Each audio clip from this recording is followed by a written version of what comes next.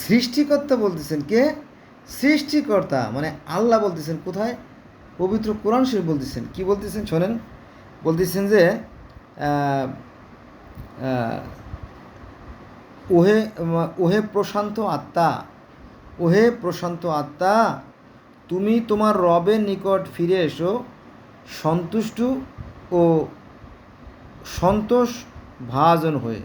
এটা আছে সূরা ফজর আয়াত নম্বর 27 এবং 28। এই মানুষের যে আত্মা, মানুষের যে প্রাণবায়ু, মানুষের মধ্যে যে প্রাণ শক্তি, এটা মূলত সেই পরমাত্মার অংশ। তিনি হচ্ছেন পরমাত্মা অবিনশ্বর, যার ক্ষয় লয় বিলীন বলে কিছু নাই, সেই পরমাত্মার অংশ।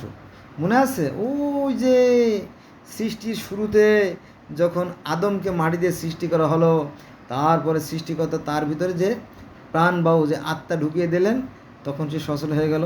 তো সে আত্মাটা তো আবার তার আত্মা তার কাছে চলে যায়।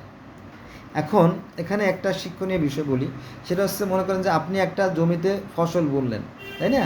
ফসল যে কোনো maybe any kinds of crop, যে কোনো ফসল আপনি বললেন। এখন দুই ধরনের ফসল কিন্তু হয়, ঠিক না?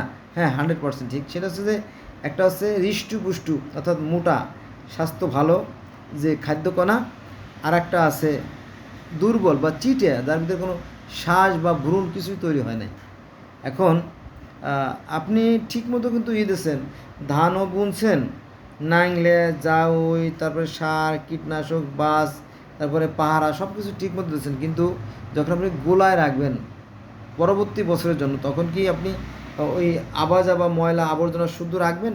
না, কখনোই রাখা হয় না। সেটা আপনি নিশ্চয়ই ওই চালন দিয়ে চেলে অথবা কুলা দিয়ে ঝেড়ে পরিষ্কার করে হৃষ্টপুষ্ট যে দানাটা, সেটাই পরবর্তী বছরের বীজ হিসেবে রাখবেন। আর বাকি যেগুলো আছে এগুলো গবাদি পশুরে খাওয়াই দেবেন, অথবা নিজেরা ধান তৈরি করে খাবেন, তাই না?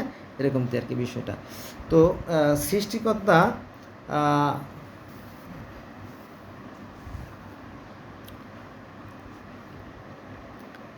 সৃষ্টিকর্তা তো আর বোকা নন, তাই না? তিনিও ঠিক ওরকমটি যে সমস্ত ফসল হৃষ্টপুষ্ট হবে, অর্থাৎ সৎকর্মশীল আত্মা, সেই সৎকর্মশীল আত্মাগুলোকে কিন্তু জান্নাতে তিনি রাখবেন, আর বাকিগুলো কি জাহান্নামে পাঠিয়ে দেবেন। বোঝা গেছে জিনিসটা? এই তো ভালো কাজের ভালো ফল আর কি, ভালো মাছের ভালো ঝোল, আর ভালো মানুষের ভালো বল, এরকম একটা প্রবাদ আছে গ্রামে। যাই হোক, ওই একই কথা আর কি।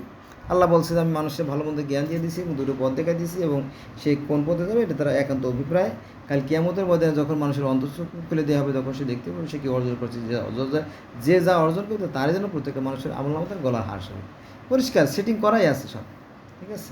অতএব যার যা খুশি করে যান, সে অনুযায়ী ফল পাবেন, এই ব্যাপারে কোনো সন্দেহ নাই। ওই তওবা পড়লে, কলেমা পড়লে, নামাজ পড়লে, রোজা করলে, হজ করে কোনো লাভ নাই। বোঝা গেছে? সৎ কাজ করতে হবে। সৎ কাজ করলে অন্তরে যেমন আত্মতৃপ্তি পাবেন, সৃষ্টিকর্তা তেমন খুশি হবেন, ঠিক আছে? মানুষকে ধোঁকা দিয়েন না, মানুষকে ধোঁকা দিয়েন না। মানুষকে ধোঁকা দিলে আল্লাহ সে পছন্দ করেন না। বোঝা গেছে? আল্লাহ হাফিজ।